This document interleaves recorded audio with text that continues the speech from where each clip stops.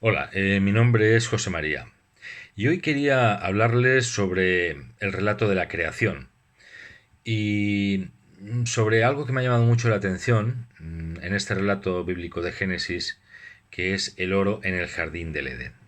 Todo esto, como digo, según el relato bíblico de Génesis. Históricamente, el metal más precioso y codiciado por el ser humano es el oro. El oro tiene un valor que no tienen otros materiales, y es que ya desde tiempos de las primeras civilizaciones humanas se le dio un protagonismo especial de la que no gozan otros metales. Y todo es debido seguramente por sus cualidades físicas, como por ejemplo su perdurabilidad a lo largo de los siglos, su resistencia a la corrosión y también por ese precioso brillo amarillo tan característico. Esto ha posicionado al oro como el elemento más preciado a lo largo de todas las civilizaciones humanas que han ido existiendo. Históricamente el oro ha sido un símbolo de perfección y de pureza. Por este motivo, también desde muy antiguo, ha sido usada como moneda de cambio y medida para valorar la riqueza personal de imperios y de reyes.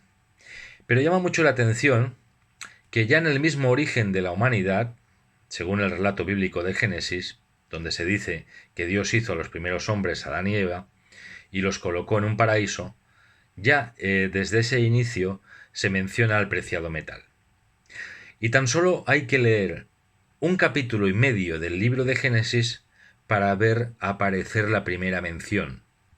Por ejemplo, en Génesis capítulo 2 versículos 11 y 12 podemos leer: el nombre del primer río es Pisón, es el que rodea toda la tierra de Havilá, donde hay oro, y el oro de aquella tierra es bueno. Bien, me gustaría que nos fijáramos en esta última frase. Y el oro de aquella tierra es bueno. Bien, ¿por qué digo esto? Pues porque en el relato de la creación, que describe el libro bíblico de Génesis, por cierto, para mi manera de ver personal, de una forma bastante burda, muy general y poco detallada, para ser un acontecimiento tan importante y trascendental, pues se menciona varias veces a lo largo de la creación, del proceso de la creación, se menciona varias veces la expresión Dios vio que era bueno. Para ser precisos, en Génesis capítulo 1:4 dice Dios vio que la luz era buena. En Génesis capítulo 1:10, tras crear la división entre la tierra seca y el agua del mar, dijo vio Dios que era bueno. En Génesis capítulo 1 versículo 12, después de crear la hierba verde y los árboles frutales, dice, entonces Dios vio que era bueno. En Génesis capítulo 1 versículo 18, después de crear las grandes lumbreras, los cielos y las estrellas, se dice, entonces vio Dios que era bueno. También en Génesis capítulo 1 21, después de crear las aves del cielo, las criaturas del mar, dice, y llegó a ver Dios que era bueno. Y en Génesis capítulo 1, 25, después de crear Dios las criaturas terrestres, dice, y Dios llegó a ver que era bueno. Después de todo este trabajo de creación, llega el turno de crear al hombre, como se describe en Génesis capítulo 1, versículo del 26 y 27. Y es curioso que después de esta última de las creaciones, la del hombre me refiero, quizás la más importante, entendiendo que todo lo creado era para él y estaría, como dice también el relato bíblico, bajo su sujeción, pues me extraña, ¿no? Que el relato no mencionara igual que repite en otras ocasiones después de cada creación, que no dijera vio Dios que era bueno, al menos de una forma explícita o específica. La verdad es que sí es justo decir que en Génesis capítulo 1:31 dice, después de eso vio Dios que todo lo que había hecho, y mire, era muy bueno. Pero no dice que hacer al ser humano era muy bueno. Más bien dice que en el conjunto de todas las cosas que había creado, incluido el hombre, pues era muy bueno. Pero no deja de ser un dato bastante curioso, que Dios no diera la misma relevancia o importancia a la creación del hombre como sí lo hizo con todas las anteriores creaciones, y no dijera de la creación del hombre, pues vio Dios que era bueno. No sé, la verdad es que es un dato que me llama mucho la atención. Sin embargo, la octava vez y la última que se menciona que algo es bueno, alguna creación divina, se encuentra en Génesis capítulo 2, versículo 12. Pero no es para referirse a ninguna creación excepcional y maravillosa como las anteriores, no. En este versículo se dice: y el oro de aquella tierra es bueno, el bedelio y la piedra del ónice. Sorprendente, o al menos bastante llamativo, o por lo menos a mí me lo parece. Cabe destacar que ni siquiera la última creación de Dios, es decir, la mujer, tuviera el mismo trato de aprobación que tuvieron todas las anteriores creaciones. Nada, ningún comentario. Ningún comentario de aprobación o de satisfacción. La última vez que Dios vio algo bueno fue el oro, el bedelio y el ónice. Y no solo es sorprendente y llamativo, es desconcertante, es delirante y, como no, también bastante humillante. Esta es la primera de las innumerables ocasiones en que el sexo femenino es menospreciado en el relato bíblico. Es evidente el claro machismo que ya se desprende desde el origen del relato bíblico. Puede parecer un detalle insignificante. Quizás algún ferviente defensor bíblico crea que no es nada que tenga que poner en duda la veracidad y exactitud del relato bíblico. Sin embargo, profundizando un poco más, como veremos, es un desliz. Pero es un desliz bastante importante. Uno entre muchos. Pero este, como digo, es especialmente importante. Tanto que pone en entredicho la propia inspiración divina y del propio autor, Moisés. Cuando el relato de la creación en el primer libro bíblico, tan solo a 2 capítulos del principio del relato, de todo, aparece como una gran maravilla del universo la mención privilegiada del oro y otras piedras preciosas, por delante en orden de importancia de la propia creación de la mujer, pues me pregunto, me cabe la duda, ¿en qué estaría pensando Moisés? Y la verdad, me pregunto, más allá del pensamiento humano e imperfecto del mortal Moisés, ¿qué pensaba o qué pensaría de esto el propio inspirador divino Jehová, o Yahvé, o Señor? Es decir, el propio creador. Y por tanto, el responsable del contenido de este relato teóricamente inspirado. Volviendo al oro del paraíso. Me pregunto, me surgen muchas dudas, ¿no? ¿Qué función trascendental y vital tiene el oro del paraíso? ¿Para qué necesitaban nuestros primeros padres aquellos símbolos de riqueza y de ostentación mundanal y terrenal? Me imagino que Adán encontraría en el oro y en las piedras preciosas una oportunidad para regalarle a Eva un bonito collar, unas pulseras, unos anillos, unos pendientes, o qué sé yo, o pues para fundirlo en lingotes para cuando llegaran momentos de crisis financiera, o quizás sin saber el verdadero valor de aquellas piedras relucientes, las usaran para arrojárselas el uno al otro en momentos de crisis conyugal. Obviamente esto lo digo con ironía, pero nos tiene que hacer recapacitar, porque esto da pie a la sana curiosidad y por tanto abre paso a la duda, que debería ser una cualidad humana y no un pecado mortal, como muchas religiones nos quieren hacer ver, que si dudamos, pues estamos cometiendo un pecado que Dios no nos va a perdonar. Por lo tanto, permitidme que dude y que ponga en entredicho al inspirado Moisés y también al propio inspirador, al omnipotente creador y Dios. Recuerdo que tan solo estamos analizando los 2 primeros capítulos del libro de Génesis, y ya en ellos encontramos cantidad de detalles que nos tendrían que abrir un poco nuestras mentes. Veamos más cosas que nos hacen pensar.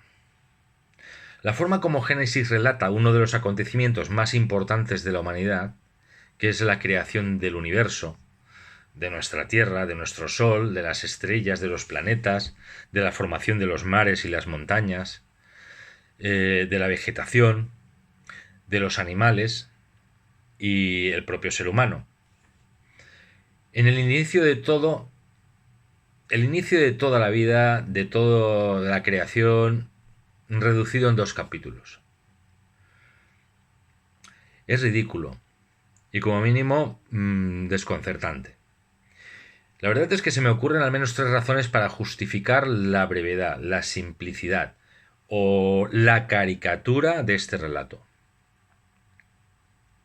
O bien Moisés no tenía la menor idea y tenía mucha prisa por acabar haciendo del acontecimiento más maravilloso un ridículo cuento para niños, o bien Dios, el Creador Todopoderoso, haciendo gala de una increíble humildad, quisiera quitar importancia a la maravillosa obra que acababa de realizar. Esto es ironía, por supuesto. Otra tercera razón pudiera ser que Dios, en su inmensa sabiduría, considerara al hombre demasiado simple, demasiado estúpido, demasiado inmaduro o ignorante, que lo considerara incapacitado para poder asimilar más detalles en sus explicaciones. Para ilustrarlo, cuando un niño de corta edad se acerca a uno de sus padres y le pregunta: «Papá, ¿cómo se hacen los niños?», y el padre, consciente de su corta edad y su corta capacidad para entender el proceso completo, le dice: «Cuando seas mayor lo entenderás», con toda clara intención de escurrir el bulto. O por ejemplo, «Papá ha puesto una semillita en mamá», con la intención de que la estúpida aclaración le dé suficiente tiempo antes de que le pida más detalles. Los padres deberían de saber que tarde o temprano las dudas surgen siempre. Y el creador del universo debería saber lo mismo, que las dudas surgen siempre. Como conclusión, mi conclusión. El relato de la creación de Génesis es una broma, es una fábula, es un cuento para niños. Es posible que para muchos miles de millones de personas creyentes el relato sea aceptable. La fe dicen que mueve montañas y que lo puede todo. Pero para algunos humanos, no especialmente que estemos dotados de una inteligencia superior, el relato de la creación es una burla. Es un escurrir el bulto de una forma bastante torticera. Dejadme que lo ilustre. Papá, ¿cómo se hizo la Tierra? Y el padre, incómodo por la pregunta y ocupado con cosas más importantes, le contesta: «Mira, hijo, en el principio creó Dios los cielos y la tierra. Estaba sin forma, desierta y había oscuridad». Y el hijo le sigue preguntando: «Papá, ¿y cómo se hizo la luz?». «Pues mira, hijo, Dios dijo: hágase la luz y entonces llegó a haber luz, así de fácil». Pero el niño siguió preguntando: «Papá, ¿y el mar? ¿Y el cielo? ¿Y los árboles?», etcétera, etcétera, etcétera. Y la respuesta del padre siempre llega a ser la misma. Dios hizo que se hiciera y ya, un chasquido de dedos, y todo el universo y el hombre y la mujer se hizo porque sí, porque Dios lo quiso. Y no me preguntes más, porque tengo cosas más importantes que hacer. Señoras, señores, niños y niñas, eso es todo. Dicen que las respuestas más simples suelen ser casi siempre las más acertadas, pero la verdad, esto es ridículo. ¿Consideraba Dios que somos estúpidos? Por cierto, según fuimos creados a su imagen y semejanza. O simplemente el inspirado escritor Moisés no tenía la menor idea e improvisaba sobre la marcha, o tenía mucha prisa e intentó resumirlo todo tanto que el resultado es más corto que el prólogo del cuento de la Caperucita. En resumen, Génesis ¿Es el resultado de la inspiración divina del todopoderoso creador del universo? ¿O más bien surge de la imaginación, improvisación del imperfecto, materialista, inmortal Moisés? Lo de materialista es por la inclusión importantísima del oro y las piedras preciosas en pleno proceso de la creación. Ridículo. Para ilustrarlo, imaginemos que una importante publicación de arte nos pide que hagamos una visita al Museo del Prado y nos encarga que hagamos un reportaje que se publicará en un artículo de una revista de tirada mundial. Así, pues nada, voy al Museo del Prado y mi descripción es el siguiente. Empezamos por una pintura, Las Meninas.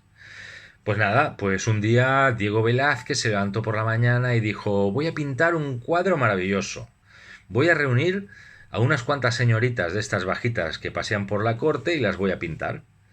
Y las pintó. Y vio Velázquez que le había quedado muy bien. Y seguimos.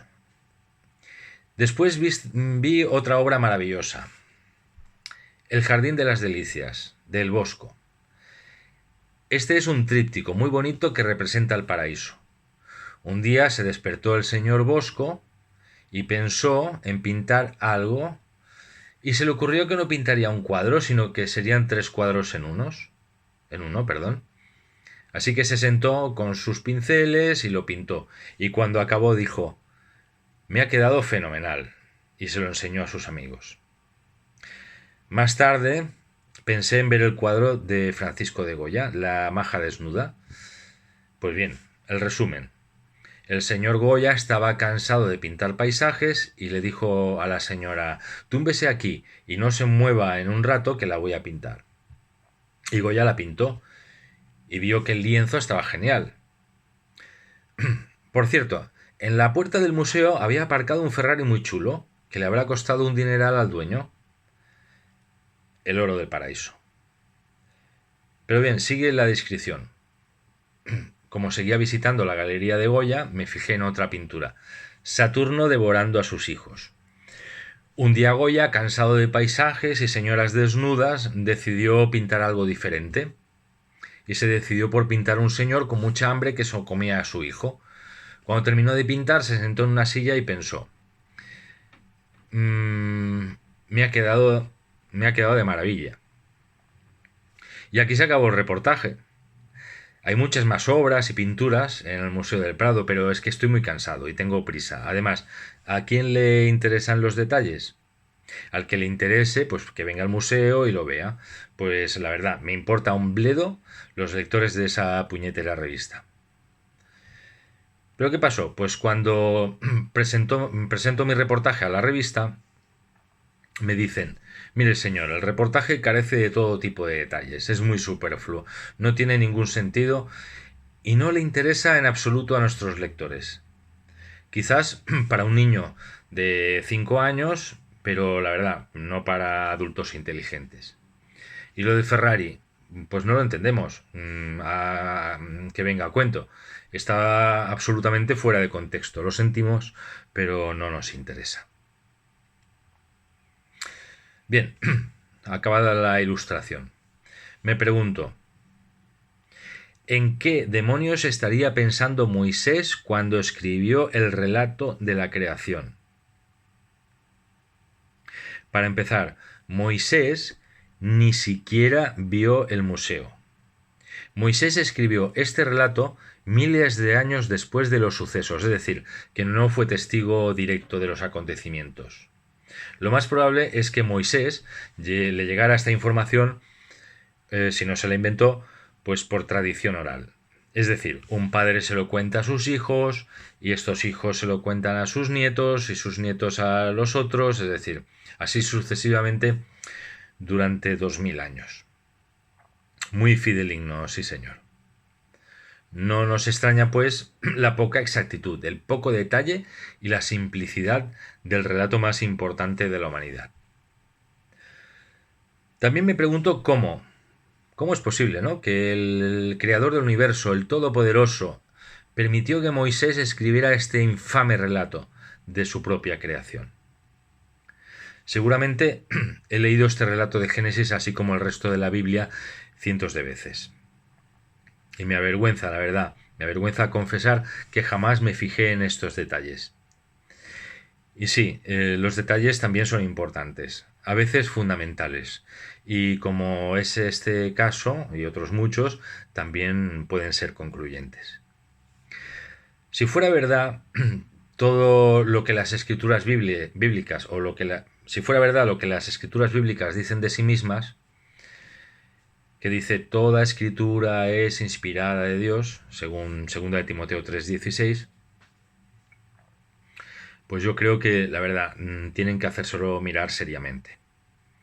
La Biblia es un libro que mezcla muchas cosas. Mezcla hechos históricos, algunas de más que dudosa demostración, guerras y destrucción, esperpénticas e incomprensibles profecías, grandes milagros y, como no, pues altas dosis de imaginación. No tienen por qué creerme. Es tan sencillo como leer la Biblia. Pero eso sí, no dejen que otros dirijan su lectura. Léanlo como un libro, piensen, razonen, duden y tengan sana curiosidad.